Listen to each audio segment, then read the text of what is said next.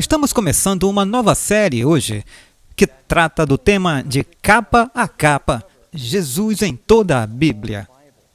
E esse é um dos meus assuntos favoritos porque a Bíblia, na verdade, é sobre Cristo. Agora você pode estar se perguntando quanto tempo vai durar essa série. Alguns jovens estavam perguntando nos bastidores e eu disse que não sei, porque há muitas histórias e muitos personagens na Bíblia, no Antigo Testamento, principalmente alguns do Novo Testamento, que estão nos ensinando sobre Jesus e o plano da salvação. Mas eu acho que este será um ótimo momento para termos um panorama muito bom da Bíblia. Todo o Antigo Testamento é um caleidoscópio que, quando você o focaliza, nos dá as diferentes facetas e imagens de Jesus. E é isso que vamos fazer durante esta série. Sabe, os camaleões são algumas das criaturas mais estranhas do mundo natural. Eles parecem um pouco como se tivessem caído de uma nave alienígena. Antes de tudo, você pensa que eles vêm de um pastel de cores diferentes. Eles são muito estranhos. Eles têm essas células da pele que podem mudar de cor e se adaptar a outras criaturas. Eles têm 3 ou 4 dedos em cada extremidade. Ao contrário de outras criaturas, eles se movem muito lentamente. Mas, mesmo que se movam muito lentamente, eles podem capturar suas presas com sua língua. Sua língua pode se estender e arrebatar uma libélula ou algum inseto. A sua língua pode ter 1,5 vezes o comprimento de todo o corpo. E a língua pode balançar para fora do corpo e capturar sua presa em cerca de 1 milésimo de segundo. Eles raramente erram, porque eles têm olhos muito interessantes. Uma das coisas mais estranhas sobre o camaleão é que seus olhos estão localizados como torres giratórias. E eles têm uma visão de 360 graus ao redor de seus corpos. Eles podem olhar para frente e para trás ao mesmo tempo. Agora, se você tentar fazer isso, vai parecer muito peculiar. E os seus olhos podem se mover independentemente um do outro. E se você falar com alguém e ele fizer isso, vai ser meio desconcertante, certo? Os olhos deles podem se mover independentemente um do outro quando eles veem algo que eles gostam. Eles podem focalizar como binóculos e é por isso que eles raramente erram suas presas quando disparam suas línguas. E, portanto, eles têm dupla visão. Em nossa série, que estamos prestes a começar, eu gostaria de lhe pedir que você tenha visão dupla. Agora, as histórias da Bíblia, as histórias bíblicas, são todas verdadeiras, relevantes e precisas.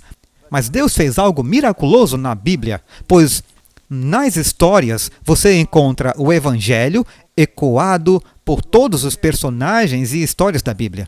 Em cada história da Bíblia você pode encontrar o vilão, a vítima, e você pode encontrar o valente. E você deveria estar olhando as histórias na Bíblia para ver essa história.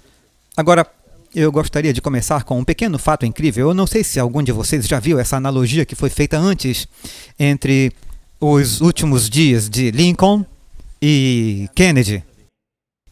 Ouça agora e veja o que acha.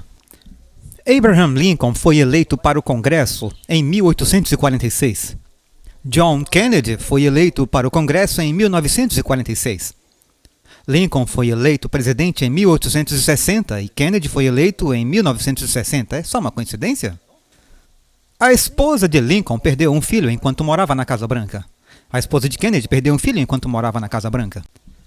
Lincoln tinha uma secretária chamada Kennedy, que o aconselhou a não ir ao teatro. Kennedy tinha uma secretária chamada Lincoln, que pediu para ele não ir para Dallas. Tá ficando meio estranho. Lincoln e Kennedy foram baleados na nuca na presença de suas esposas. Lincoln foi baleado no Teatro Ford. Kennedy foi baleado em um Lincoln feito por Ford. Os nomes Lincoln e Kennedy, cada um contém 7 letras. Ambos, Lincoln e Kennedy, foram mortos na sexta-feira e foram ambos assassinados por sulistas. O assassino de Lincoln era conhecido por 3 nomes: John Wilkes Booth, composto por 15 letras. O assassino de Kennedy era conhecido por 3 nomes: Lee Harvey Oswald, composto por 15 letras.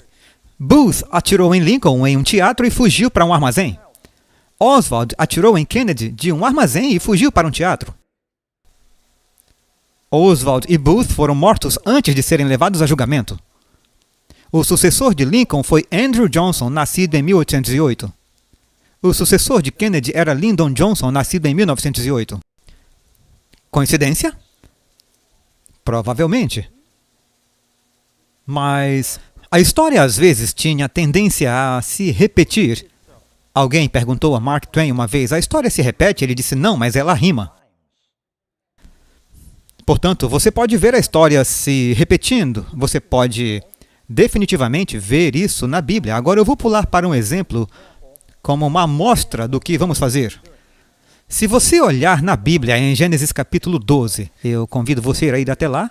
Em Gênesis capítulo 12, Deus está falando com Abraão e nós temos mais tempo. Vamos passar com Abraão um pouco mais tarde, mas isso é uma espécie de prévia.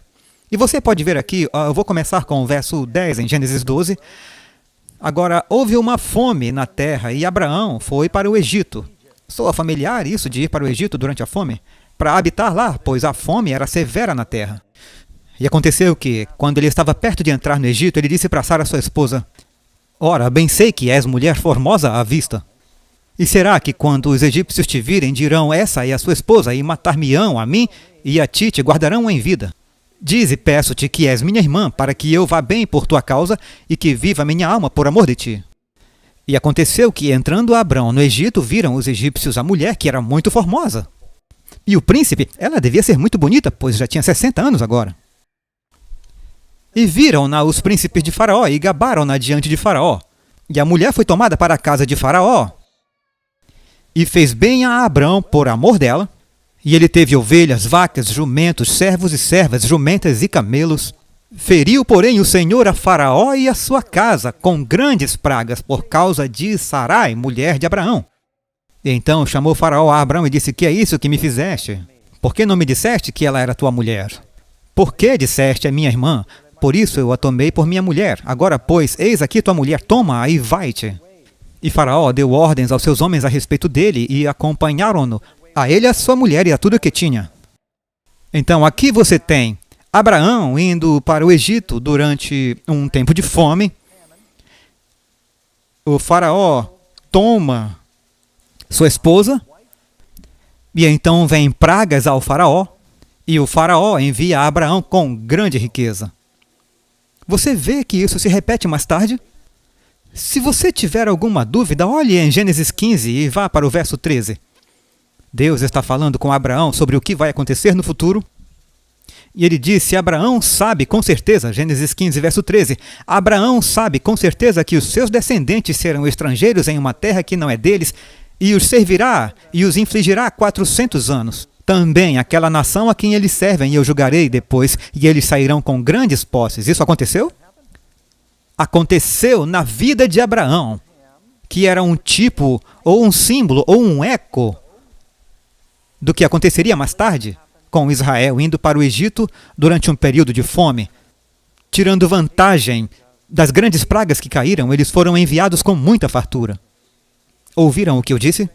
Você descobrirá não apenas que a história do Êxodo é repetida muitas vezes na Bíblia, em diferentes vertentes, mas você verá também a história da salvação em toda a Bíblia. Ela está bem clara. Então, em nossa leitura das Escrituras, nós demos alguns versículos que ajudaram a confirmar isso, e eu quero ver alguns deles, que falam sobre os tipos e sombras que vemos nas Escrituras. Então, quando Felipe encontrou Jesus pela primeira vez, ele então vai até Natanael, e o que ele diz? Havemos achado aquele de quem Moisés escreveu na lei e os profetas, Jesus de Nazaré. Moisés e a lei e os profetas escreveram sobre Jesus? Eu acho que não. Jesus só aparece no Novo Testamento. Como poderiam estar escrevendo sobre ele? Só escreveram sobre ele em algumas profecias, como em Isaías, quando disse que o Messias viria, ou quando Moisés disse que o Senhor levantará um profeta, como em Deuteronômio 18. Ou em todo o caminho de Moisés até os profetas. Se você ler em João 5,39, como Jesus nos disse para lermos a Bíblia? Ele disse aos líderes religiosos, vocês examinam as Escrituras porque julgam ter nela a vida eterna. São elas que testificam de mim. As Escrituras testificam de Jesus. Agora, não havia Novo Testamento quando Jesus disse isso. Portanto, se você quer saber sobre Jesus, nós sempre pensamos que você deve ir ao Novo Testamento.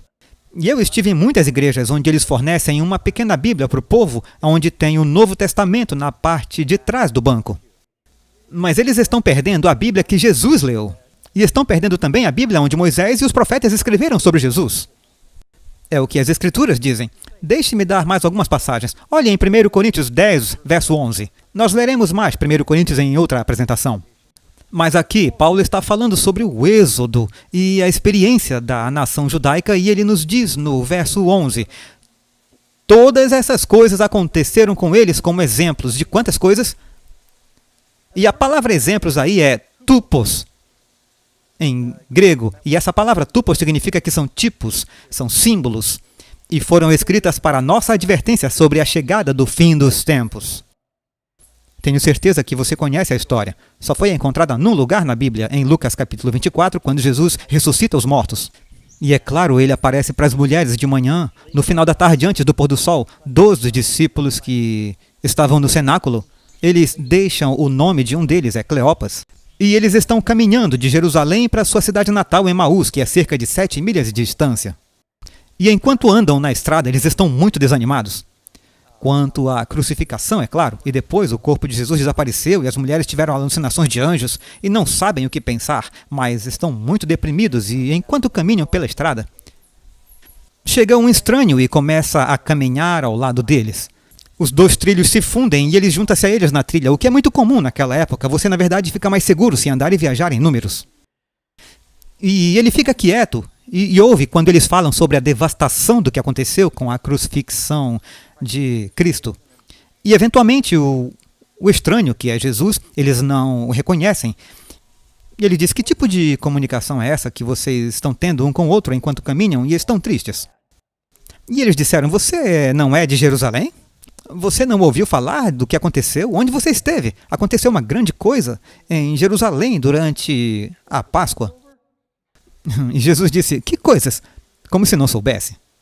E eles disseram, bem, sobre Jesus de Nazaré, havia um homem, na verdade, poderoso em palavras, e todo o povo acreditou nele, e os governantes os entregaram aos gentios, e eles o crucificaram.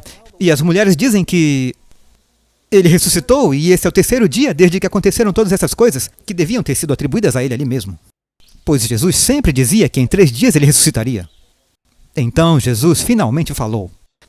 E eu acho que nós temos esses versos na tela. E ele disse em Lucas 24, verso 25, ó nécios e tardos de coração para crer tudo o que os profetas disseram. Porventura não convinha que o Cristo padecesse essas coisas e entrasse na sua glória? Ele estava dizendo que este era o plano desde o princípio. E observe onde ele diz, começando por Moisés e em todos os profetas. Ele os expôs em todas as Escrituras. As coisas a respeito dele. Quantas Escrituras? Agora, quando Jesus fez essa declaração, eu quero que você saiba que não havia uma única palavra do Novo Testamento escrita. E você pode ver isso aqui na minha Bíblia. Eu estou de Bíblia nova, estou muito feliz. Novo Testamento. Começa aqui. 3/4 da Bíblia é o Antigo Testamento. Jesus está dizendo em Moisés e os profetas e todas as Escrituras que todos eles falam sobre Cristo. E eu acho que a maioria das pessoas perde o Jesus que é encontrado no Antigo Testamento. Quando Paulo foi de um lugar a outro provando aos judeus que Jesus era o Messias, que livro você acha que ele usou? O Antigo Testamento. E ele viu Jesus em todos os lugares, e foi assim que a igreja cresceu quanto à leitura da primeira vinda de Cristo, que foi profetizada e ilustrada nas histórias e ensinamentos do Antigo Testamento. Tem mais um verso que eu quero compartilhar com vocês. Se você olhar em verso 24-44, a mesma história, um pouco mais tarde, naquele capítulo, ele aparece, agora no cenáculo.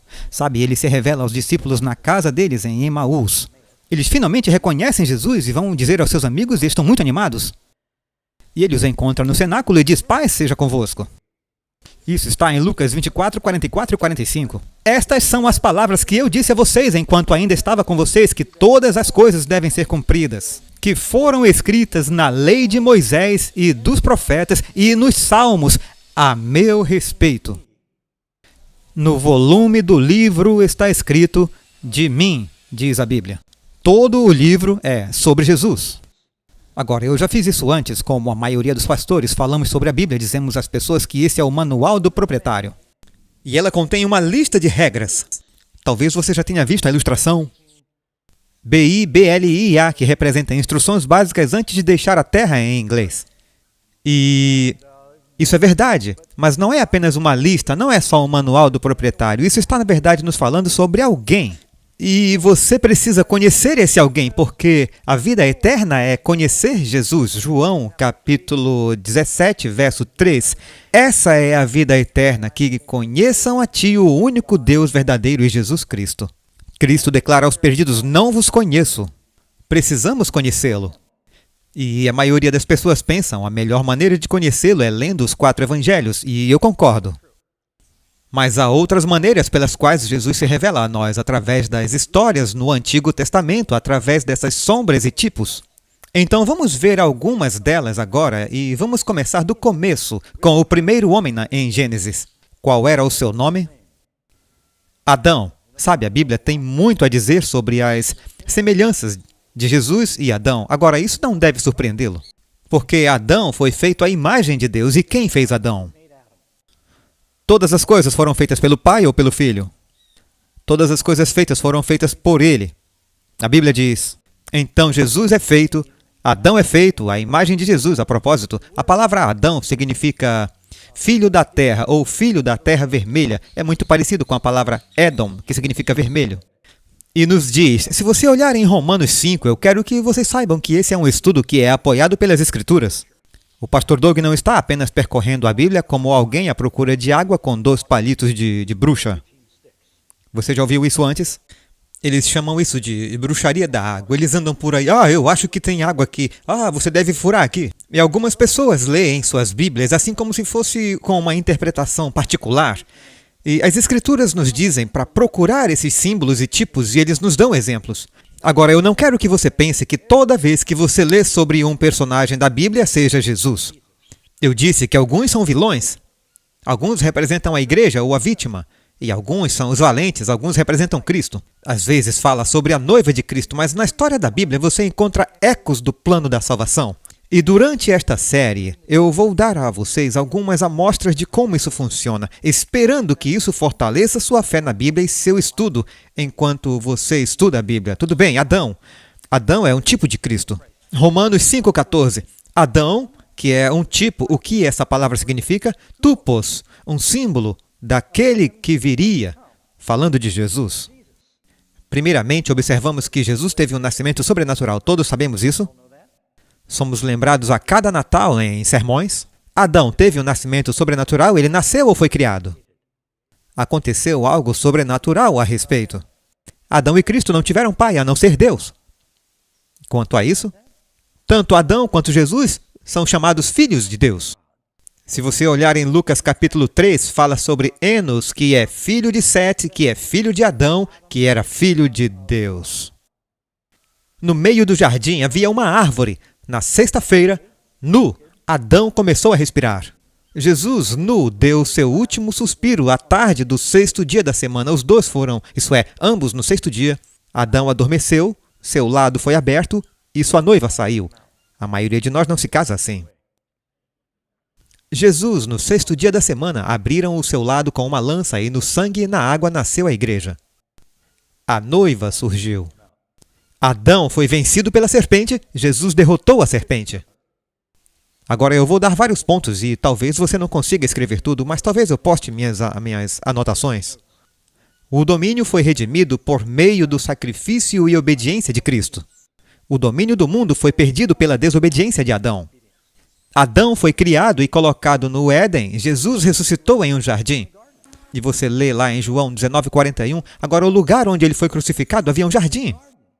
E no jardim, um túmulo novo onde nenhum homem havia sido colocado. Lembram o que Maria disse quando viu Jesus pela primeira vez? Ela estava chorando do lado de fora da tumba e disse, você é o jardineiro. Qual foi a primeira ocupação de Adão? Jardineiro. E a resposta para a pergunta, sim, Adão e Jesus eram jardineiros. Jesus é quem plantou o jardim a leste no Éden. 1 Coríntios 15, verso 21. Pois desde que a morte veio pelo homem também veio a ressurreição dos mortos. Pois assim como em Adão todos morrem, assim em Cristo todos serão vivificados. Agora, nem sempre eu estou dizendo aqui que Adão é um tipo de Jesus. Mas quando você olha para Adão e Jesus, você não vê nada além de eles justapostos na Bíblia, um contra o outro. Adão caiu sobre a questão da dieta em um jardim cercado por 1000 outras boas opções. Jesus superou sobre o assunto da dieta em um deserto onde ele estava morrendo de fome. Veja como esses dois homens meio que se compensam. Deixe-me dar mais alguns exemplos aqui. O primeiro Adão se afastou do pai no jardim do Éden. O último Adão se tornou o pai no jardim do Getsêmani. O primeiro Adão estava nu e sem vergonha no jardim. O último Adão estava nu e carregou nossa vergonha na cruz. O pecado do primeiro Adão nos trouxe espinhos. O último Adão foi uma coroa de espinhos, o último Adão sendo Jesus.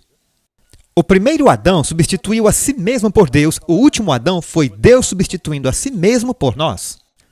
O primeiro Adão pecou em uma árvore. O último Adão carregou nossos pecados em uma árvore. O primeiro Adão morreu como um pecador. O último Adão morreu para libertar os pecadores. O primeiro Adão perdeu a árvore da vida. O último Adão é a árvore da vida. O primeiro Adão foi o cabeça da velha criação. O último Adão é o cabeça da nova criação. O primeiro Adão foi criado à imagem de Deus. O último Adão é a imagem de Deus. Deixe-me ver outro verso aqui no livro de Romanos. Romanos 5. Em Romanos 5 fala muito sobre isso. Romanos 5, verso 18 e 19. Pois assim como por uma só ofensa veio o juízo sobre todos os homens para condenação, assim também por um só ato de justiça veio a graça sobre todos os homens para justificação da vida. Porque como pela desobediência de um só homem muitos foram feitos pecadores, assim pela obediência de um muitos serão feitos justos. Agora, quantos notaram que por causa do pecado de Adão você luta contra a tentação? Acontece assim mesmo? Ou seja, sentimos isso todo dia, certo? É tão real que, por meio da vitória de Jesus, o segundo Adão, você pode experimentar a justiça pela fé.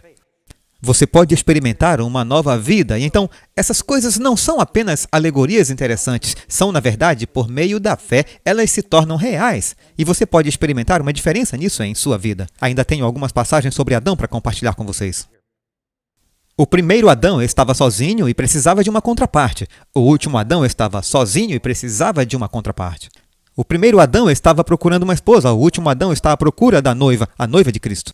O primeiro Adão foi morto para produzir Eva. O último Adão foi morto para produzir a igreja. Eu acho que já mencionei essa. O primeiro Adão saiu da terra. O último Adão caiu na terra quando a cruz foi posta nas suas costas. O primeiro Adão tornou-se uma alma vivente. O último Adão tornou-se um espírito vivificante. O primeiro Adão morreu e voltou à terra. O último Adão morreu e voltou para o céu. O lado do primeiro Adão foi aberto. O lado do último Adão foi perfurado. Eva foi feita do primeiro Adão. A igreja foi tirada do último Adão. Eva foi feita com a primeira costela de Adão e a igreja foi construída com a vida do último Adão. Eva foi trazida ao primeiro Adão sem pecado. A igreja será apresentada ao último Adão sem pecado. Eva era a mesma que o primeiro Adão em vida, natureza e expressão. A igreja é a mesma que o último Adão em vida, natureza e expressão. E eu poderia continuar, isso é só sobre Adão. Você não lê muito sobre Adão na Bíblia. Espere até chegarmos a José. E você começa a ver, sabe, uns 20 capítulos em Gênesis dirigidos a José. Eu acho que vocês estão começando a ver como algumas dessas coisas funcionam. Mas vamos seguir em frente. Eu gostaria de falar a seguir sobre os próximos personagens que são Caim e Abel. Então, quem tiver suas Bíblias pode abrir no livro de Gênesis capítulo 4, verso 10. E vamos ler rapidamente essa história. São apenas alguns versos. Agora, Adão conheceu sua esposa, e esse é o verso 1, na verdade, Gênesis 4. Ela concebeu e deu à luz Caim, e disse, eu recebi um homem do Senhor. Então ela deu à luz novamente, e dessa vez nasceu seu irmão Abel. Alguém me perguntou se Caim e Abel eram gêmeos. Eu disse, claro que não. Então ela deu à luz um outro. O nome deste era Abel, e Abel era um pastor de ovelhas, mas Caim era um lavrador da terra. No decorrer do tempo, aconteceu que Caim trouxe uma oferta do fruto da terra para o Senhor. Abel também trouxe o primogênito de seu rebanho e a sua gordura, e o Senhor se agradou da oferta de Abel, mas ele não se agradou da oferta de Caim. E Caim ficou zangado e o seu semblante decaiu. Agora eu vou dar um pano de fundo enquanto falamos sobre isso. Depois que Adão e Eva pecaram, eles primeiro tentaram cobrir sua nudez. Eles foram, sabem, antes do pecado, Adão e Eva usavam vestes de luz. Eles brilhavam de tanta justiça. E se você olhar na Bíblia, quando Moisés falou com o Senhor, diz que o seu rosto brilhava. E, na verdade, ele cobriu o seu rosto, era tão brilhante que as pessoas não conseguiam falar com ele. Bem, depois que Adão e Eva pecaram, a glória se foi e a nudez deles ficou totalmente evidente. Ficaram com vergonha e sabiam que havia algo errado. E eles pegaram folhas de figueira. Dizem que eles fizeram mini saias de folhas de figueira para cobrir sua nudez. Agora, naquela época, nada tinha morrido. E as folhas de figueira provavelmente aguentavam um pouco melhor do que agora. Mas Deus disse, não funciona assim. E então Deus falou com Adão e explicou a única maneira de eles serem redimidos, que seria através do sacrifício de seu filho. E que ele estabeleceria esse sistema de sacrifício para lembrá-los de que seu pecado custaria a vida de um inocente. E foi aí que o sistema de sacrifício foi estabelecido. E o cordeiro, ou os cordeiros foram sacrificados para fornecer casacos, mantos, a palavra túnicas para Adão e Eva. Então ele disse, passe isso para a sua posteridade, até que meu filho venha, até que o Messias, o Cristo, venha à terra para salvá-la. Vocês farão isso. Quando pecarem, em certas ocasiões, o sangue do cordeiro representa o sangue do meu filho que virá. Então eles receberam instruções claras para seguir o sistema de sacrifício. Abel obedeceu e trouxe um cordeiro. Caim pensou, bem, é só um símbolo. Quão preciso eu tenho que ser com a palavra de Deus, sabe? Basta ser parecido. A propósito, Abel é um pastor e eu sou um fazendeiro. Ele vai trazer ovelhas e eu vou trazer abobrinhas.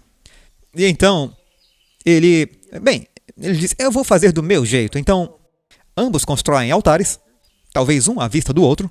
Eles chegam aos portões do Éden, eles constroem seus altares e eles foram expulsos do jardim. Há um anjo com uma espada flamejante lá. Aí eles se encontram com o Senhor e Caim faz sua oferta, fogo desce do céu de Deus e Deus aceita a sua oferta. Abel oferece o seu cordeiro, fogo desce de Deus e consome e Deus aceita a sua oferta. Caim tem o seu altar ali, coloca seus vegetais e suas frutas lá e tudo que aparece são moscas. E a Bíblia diz que Deus aceita a oferta de Abel, mas não aceita a oferta de Caim. E Abel disse, irmão, eu te disse. Só que ele é mais velho e ele não gosta que o irmão mais novo fique dizendo a ele o que fazer. Eu disse que precisamos seguir a palavra do Senhor, é isso que ele requer. E enquanto ele tentava repreender seu irmão e incentivá-lo, Caim ficou tão zangado e Deus disse, o pecado jaz à sua porta. E eu acho que isso se repetiu. Abel disse, Caim, na verdade você precisa seguir a palavra do Senhor. E ele ficou com raiva. E a justiça de Caim ficou com raiva da justiça de Abel. E com raiva ele pegou um pedaço de pau ou uma pedra e matou seu irmão. E é claro, ele pegou uma de suas irmãs, fugiu, construiu uma cidade e, mais tarde, Adão e Eva tiveram outros filhos. Mas a Bíblia nos diz que Abel, em muitos aspectos, é um tipo de Cristo. Deus diz a Caim, ele diz, o sangue de teu irmão, e isso está em Gênesis 4:10. O que você fez? A voz do sangue do seu irmão fala comigo, chora comigo desde o chão. A Bíblia diz que a vida está no sangue, mas não se refere a essas células de sangue. É claro que isso é um símbolo, e o sangue de Abel é um símbolo do sangue de Cristo. Veja Hebreus 11, verso 4. Pela fé, Abel ofereceu a Deus um sacrifício mais excelente do que Caim, pelo qual obteve testemunho de que ele era justo, Deus testificando de seus dons, e por meio dele estando morto, ele ainda fala. Agora, a primeira pessoa que morre, o primeiro humano que morre é Abel. Abel é um bom pastor. Jesus é um bom pastor. Perceba que antes de Abel, o homem, morrer, o cordeiro de Abel morre. Antes de Cristo, o Filho de Deus morrer, há um sistema de sacrifícios e os cordeiros morrem. Você também pode ler em Hebreus 12, 24. E a Jesus, o mediador de uma nova aliança, e o sangue da aspersão que fala coisas melhores que o sangue de Abel. A Bíblia nos diz que o sangue de Abel fala, mas o sangue de Jesus fala melhor. Abel é o primeiro mártir, que você encontra na Bíblia. Na verdade, você lê uma das últimas maldições que Jesus pronuncia sobre aqueles que o estavam condenando. E ele diz em Lucas capítulo 11, verso 50, o sangue de todos os profetas que foi derramado da fundação do mundo pode ser exigida desta geração, que foi uma geração que rejeitou Jesus. Desde o sangue de Abel até o sangue de Zacarias, um dos últimos profetas, que pereceu entre o altar e o templo. Eu digo que será exigido desta geração, depois que Jesus profetizou. Uma geração da Bíblia é de 40 anos. Dentro de 40 anos, Jerusalém foi destruída. E grandes provações e tribulações vieram sobre a nação judaica. Jesus disse a culpa de todo aquele sangue, desde o sangue de Abel até o presente. Abel era um tipo de Cristo. Seria exigido daqueles que rejeitaram o Cristo. E isso ainda é verdade. Quando Jesus voltar, aqueles que rejeitaram o sangue do Filho de Deus, diz que a ira do Cordeiro cai sobre eles. Então você vê que Abel é um tipo de Cristo. Em seguida você vai para Enoque. E você lê em Gênesis 5, verso 24. E Enoque andou com Deus, e ele já não era, pois Deus o levou. Enoque é o primeiro homem que a Bíblia declara, diz que ele andou com Deus. E é claro que isso significa que ele andou em uma consciência e comunhão com Deus. Ele andou nos caminhos do Senhor, e o andar na Bíblia significa na direção, na obediência. E Enoque não morre por causa disso. Enoque ascende ao céu de uma forma milagrosa. Jesus também ascende ao céu de forma milagrosa. Enoque andou com o Pai de maneira perfeita. Agora, todos os pecadores, incluindo Enoque e Jó e outros na Bíblia. Mas Enoque teve uma vida piedosa e justa, você vê. Leia, por exemplo, no livro de Judas, no capítulo 1, verso 14. Na verdade, há só um capítulo. Agora, Enoque, o sétimo de Adão, 7 gerações de Adão até Enoque. Após Enoque vem Matusalém e depois o dilúvio. Você tem Lameque e depois o dilúvio. E Noé, claro. E isso nos diz que ele é o sétimo de Adão. O sétimo na Bíblia é um símbolo de perfeição. É dito que Enoque profetizou. O que isso nos diz sobre Enoque? O que você tem que ser antes de poder profetizar? Um profeta. Estão comigo? Então, Enoque era profeta? Jesus era um profeta? Diz que Enoque profetizou, o Senhor está vindo. Sabe o que isso significa? Jesus profetizou sobre a vinda do Senhor. Sabe o que uma pessoa é quando acredita na iminente vinda do Senhor? Um adventista. É isso que significa adventista. Enoque era um adventista. E ele foi o sétimo depois de Adão. Significa que ele era um adventista do sétimo dia. Brincadeira. Tenho certeza que ele guardou o sábado, pois o sábado foi feito por causa do homem Adão. No começo, eu tenho certeza que Enoque era um adventista do sétimo dia. Me perdoem por estragar isso quando eu tenho a oportunidade. Veja Hebreus 11, verso 5. Paulo, falando sobre Enoque, ele disse, pela fé, Enoque foi levado para que não visse a morte. Agora, pare bem aí, amigos. Se você não quer ver a morte, se você quer subir ao céu, como isso acontece? Pela fé. Pela fé ele andou com Deus. Alguns pensam, se eu andar com Deus, eu serei salvo. Você tem que ter fé. É pela fé você anda com Deus. Pela fé ele andou com Deus. E ele não viu a morte, pois Deus o levou, pois ele tinha este testemunho de que agradava a Deus. Agora, a Bíblia fala de mais alguém que agradou a Deus? Que voz vem do céu no batismo de Jesus? Este é o meu filho amado em que eu me comprazo. Enoque agradou a Deus. Enoque é um tipo de Cristo. Veem como isso funciona, amigos? Podemos ver tipos e símbolos de Jesus em toda a Bíblia. Eu gostaria de ler uma citação para vocês, e é do livro Para que eu possa conhecê-lo, página 208. É daquele devocional, Para que eu possa conhecê-lo, 208. O Antigo Testamento é tão verdadeiramente o Evangelho em tipos e sombras quanto o Novo Testamento em seu poder revelador. O Novo Testamento não apresenta uma nova religião. O Antigo Testamento não apresenta uma religião a ser substituída pelo Novo. O Novo Testamento é apenas o avanço e o desdobramento do Antigo. Abel era um crente em Cristo e, na verdade, foi salvo por seu poder, como Pedro ou Paulo. Enoque foi um representante de Cristo tão certamente quanto o foi o discípulo amado João. Aquele Deus que andou com Enoque foi o nosso Senhor e Salvador Jesus Cristo.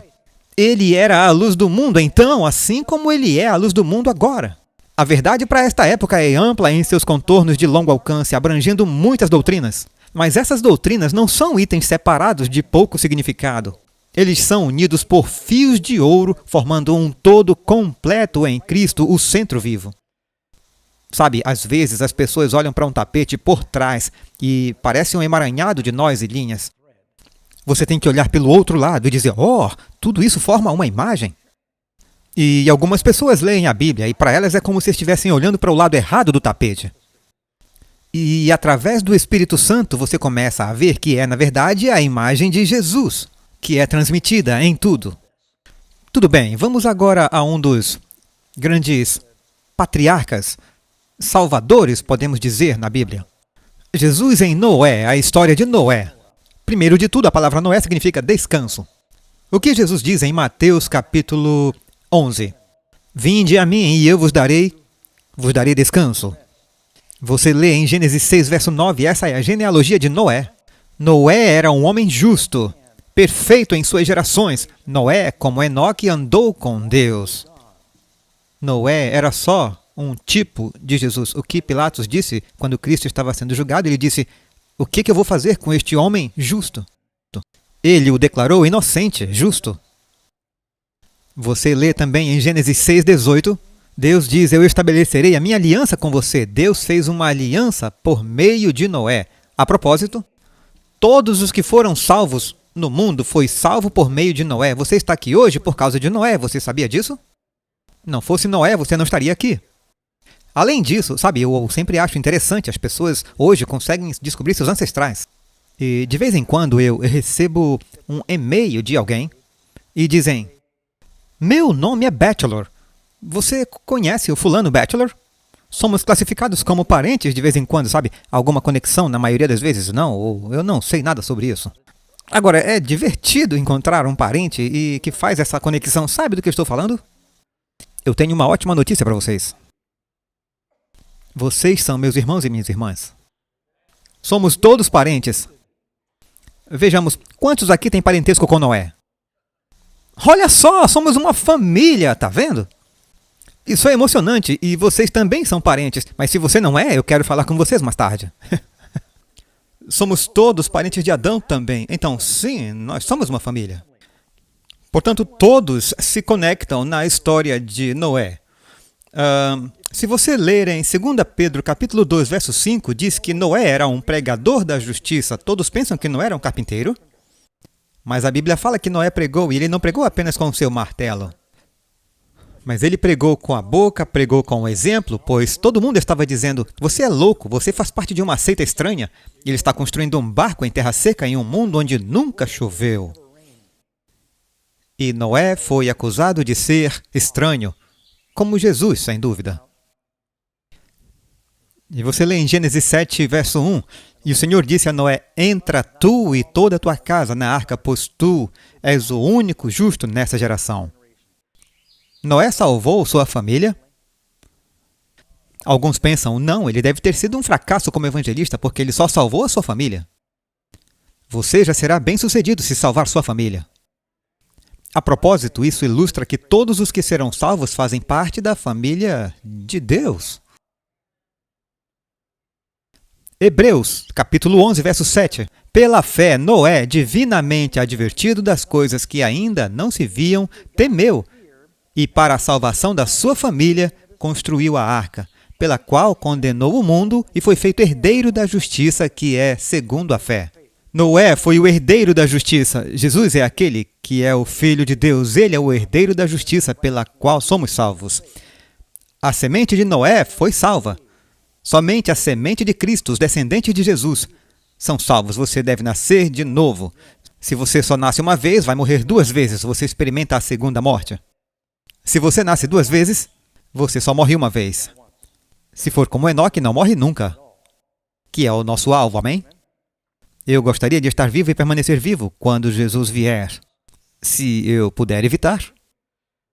É melhor evitar despesas com funeral, você não acha?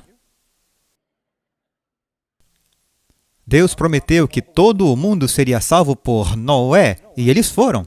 Ele é um pregador da justiça. A arca tinha uma porta. Jesus disse, eu sou a porta. Quem foi salvo passou por aquela porta. E Cristo é a única maneira de sermos salvos. A arca foi açoitada por uma tempestade, mas todos lá dentro estavam seguros. Podemos passar por fortes provações, mas Cristo passará por elas conosco. Todos dentro da arca foram preservados. Tudo bem, vamos seguir em frente agora. Há muito mais que poderia ser dito sobre Noé. Dá para ver quanto essa série duraria? Se eu for... Ainda estou em Gênesis. Passaríamos algumas semanas só em Gênesis. Vamos para Abraão. Abraão é um grande tipo de Cristo na Bíblia. Eu acho que todos concordam. Abraão sai da casa de seu pai e ele vai para um lugar que é muito perigoso, a terra de Canaã. Bela terra, mas é cheia de cananeus, amorreus, jebuseus e um monte de outros zeus. E ele vai e corre esse risco, ele vai pela fé. Jesus sai do céu. Abraão sai da casa de seu pai e vem para essa terra prometida. Jesus sai da terra prometida e vem para esse mundo para nos salvar. Filipenses, capítulo 2, verso 5.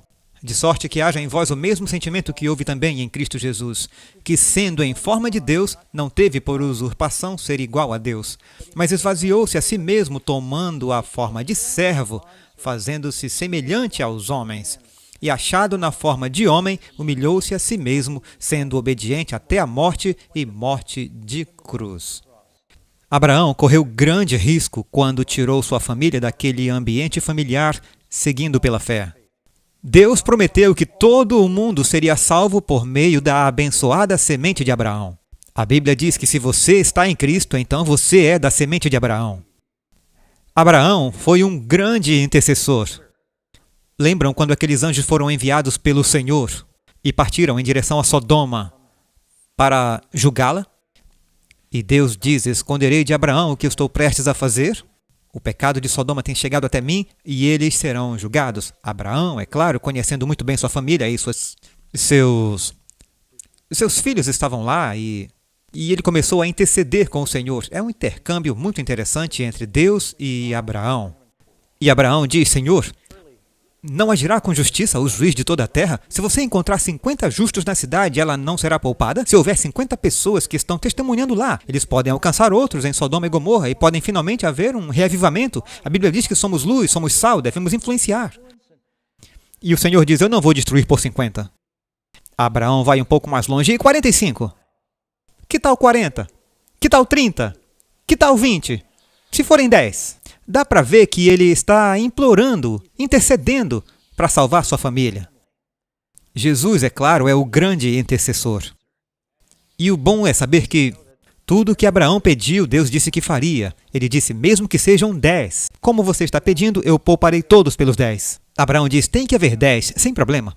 Mas não havia nem 10. Algumas das nossas cidades estão quase igual. Abraão é um tipo de Cristo. Todos os salvos vêm por meio de Jesus. Abraão é um grande intercessor. Ele é o pai de muitas nações, tanto os da carne quanto os da fé. Abraão teve filhos de carne, significando que Ismael não foi nascido foram obras feitas pelo homem. Ele não acreditou que Deus ia lhe dar um filho através de Sara, então eles acabaram usando Agar como substituta e tiveram Ismael. Paulo diz: Ismael, ele é o filho da carne, de obras feitas pelo homem, ele não confiou em Deus. Isaac é o milagre, o filho da fé. Mais tarde, Abraão teve uma esposa chamada Quetura e teve vários filhos com ela. Portanto, há muitos que dizem que são cristãos no mundo hoje, mas são filhos da carne. Mas então tem aqueles que são verdadeiros filhos da fé. Algo milagroso acontece e eles têm um novo nascimento. Isaac, que nasceu depois, foi um nascimento milagroso. E esse é um tipo de Cristo. E um dos lugares, é claro, em que Isaac e Abraão juntos nos dão uma das melhores imagens de Jesus é quando Deus fala com Abraão, depois que ele teve esse filho milagroso, e ele diz que por meio desse filho o mundo inteiro será abençoado. De várias maneiras, Abraão não é apenas um tipo de Deus, Cristo é um tipo de Deus, o Pai. E Deus fala com Abraão, eu posso ler sobre isso no capítulo 22 de Gênesis, diz: pegue o seu filho, o seu único filho que você ama. Interessante ele dizer seu único filho, pois ele tinha outro filho. o único filho verdadeiro, e traga-o até o monte Moriá, por que não no monte mais próximo? E ele disse, tem que ser numa montanha nas proximidades de Jerusalém. Eu quero que você vá e o ofereça lá. Agora, parece ser uma ordem estranha, pois de tudo que está na Bíblia diz que Deus é contra o sacrifício humano. Ele julgou as outras nações de Canaã por causa do sacrifício humano. E aqui ele pede para Abraão fazer isso. Acho que Abraão sabia que era uma prova de fé. E ele sabia reconhecer a voz de Deus. E então, atravessando uma grande luta, ele nem acorda Sara. Ele pega alguns servos, ele pega um pouco da lenha que precisaria e o que mais ele precisasse para fazer a fogueira. Ele acorda Isaac e diz, venha, vamos sacrificar. Abraão ia de um lugar para outro e sempre construía altares. Isaac nem fica chocado com isso. Seu pai era um homem religioso. E ele disse, nós vamos sacrificar. Ele não diz a ele aonde. Isaac segue obediente. Eles vão a uma jornada de 3 dias e eles vão para a montanha de Moriá. E a palavra Moriá significa Deus proverá. E quando eles chegam ao sopé do monte, ele deixa os servos lá e ele diz, o rapaz e eu retornaremos a vocês. 3 dias de jornada até o sopé do monte, meio dia de jornada até lá. E no caminho até o monte, Isaac tem a madeira colocada em suas costas, a madeira para o sacrifício. Na verdade tem algo. Foi quando Davi enviou Urias com sua própria sentença de morte. E quando pessoas más fazem alguém prestes a ser executado cavar sua própria sepultura. E quando Cristo teve que carregar sua própria cruz, na qual foi pendurado. Então você pode imaginar quando Abraão, que agora tem mais de 100 anos, talvez 117 ou mais, e ele diz, eu não posso carregar essa madeira. E ele põe a lenha nas costas do próprio filho. Como você acha que o pai se sentiu quando a cruz foi colocada nas costas de seu filho? Portanto, é uma analogia poderosa. Eles sobem a montanha e Isaac, ele faz aquela pergunta inesquecível. Ele é muito esperto. Já fizeram isso antes. Ele disse, pai, nós temos a lenha, temos o que é preciso para fazer uma fogueira, mas onde está o cordeiro? Não sei quantos estiveram aqui algumas semanas atrás, tivemos uma Santa Ceia. E para quem está nos assistindo, eu direi rapidamente, quando nos preparamos para a Santa Ceia do Senhor, o culto da Santa Ceia, todos prontos, os anciãos, os diáconos, os pastores na plataforma, tudo estava pronto. Entramos com elegância na cerimônia, chegamos à frente, temos a mesa aqui, e todos os emblemas, e o pão, e todos se levantam, e os pastores sentam, os diáconos, os anciãos sentam.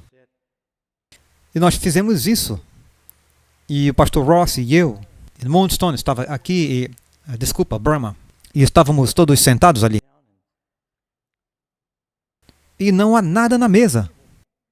Alguém lembra disso? Não há pão, não há suco de uva. Quando eu subi e olhei para a mesa, eu pensei, talvez eles tivessem alguma engenhoca nova onde sairia da mesa.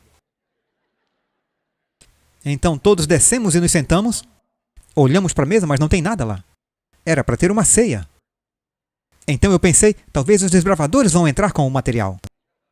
Passou tudo pela minha cabeça. E o John, o pastor Ross, me disse, Doug, você não acha que está faltando alguma coisa? E eu achei que estava tudo sob controle, até ele dizer isso, eu pensei, oh, sim, isso é ruim. Onde está o cordeiro? Bem, no final havia tanta gente extra que tiveram que adicionar suco de uva extra, enfim. Imagine Isaac se perguntando, onde está o cordeiro? 3 dias de jornada. E depois mais meio-dia. Um dia para o Senhor é como um dia na profecia. Jesus ministrou por 3 anos e meio no local do sacrifício. Quando chegaram ao monte, Abraão explica ao seu filho o que precisa acontecer. E Isaac é um sacrifício voluntário. Abraão não precisou pular em cima dele para amarrá-lo. Ele disse que o Senhor havia exigido e ele se submeteu ao seu pai, provavelmente com alguma luta, como Jesus no jardim do Getsêmani. Mas ele disse, não seja feita a minha vontade. E Abraão deitou seu filho no altar, provavelmente o amarrou para que ele não lutasse. E pouco antes da faca descer, o anjo grita. Teremos um outro estudo sobre o anjo do Senhor. E ele diz: Abraão, Abraão, não coloque a mão na criança. Agora eu sei. Agora eu sei. Claro que Deus sabe tudo, mas ele estava demonstrando para você e para mim hoje pelo que o seu filho passaria. Por isso que Jesus disse: antes que Abraão fosse, eu sou. É por isso que Jesus disse: Abraão ansiava por ver o meu dia, e ele viu. Quando Abraão viu o dia de Cristo? Lá no monte. Ao oferecer seu filho, ele viu que Deus estava oferecendo seu filho e ele percebeu o que aquela oferta custaria. Essas histórias são todas alegorias sobre Jesus no plano da salvação. Toda a Bíblia nos fala sobre Jesus. Eu ouvi falar de um pastor que viajava muito e era professor de seminário e sempre pensando em educar suas duas filhas, ele trouxe para casa um mapa mundi. E ele deu para suas filhas, era um quebra-cabeça do mundo. E ele disse: garotas, se vocês montarem esse quebra-cabeça, vocês vão aprender mais geografia mundial do que qualquer outra coisa na escola. É um daqueles de 1000 peças, então ele entrega para elas. E após um dia de trabalho, ele passa para ver o progresso delas e é desastroso. Elas haviam colocado o Missouri na Europa, colocaram alguns paraguaios na América do Norte e elas tentaram juntar aquelas peças. A mais nova fica exasperada e diz: nós nunca vamos conseguir juntar o mundo. Quando ela sai furiosa, a mais velha ficou lá e estudou as peças, e quando ela virou uma das peças, ela viu uma mão na parte de trás de uma das peças. Ela começou a virar as outras peças e percebeu que havia uma foto na parte de trás. Haviam reaproveitado um pôster quando fizeram o quebra-cabeça. Atrás havia a foto de um homem. E ela virou todas as peças e começou a juntá-las e chamou a sua irmã e ela disse: veja isso, se a gente juntar o homem, a gente consegue juntar o mundo. Ela disse: se a gente acertar o homem, a gente acerta o mundo. E, amigos, é assim que funciona na Bíblia. Se nós conseguirmos acertar o homem, o mundo inteiro irá se juntar. E tudo mais virá junto. Do princípio ao fim, de capa a capa, isso está nos falando sobre Jesus, ele crucificado. Quantos de vocês querem saber mais sobre esse Salvador?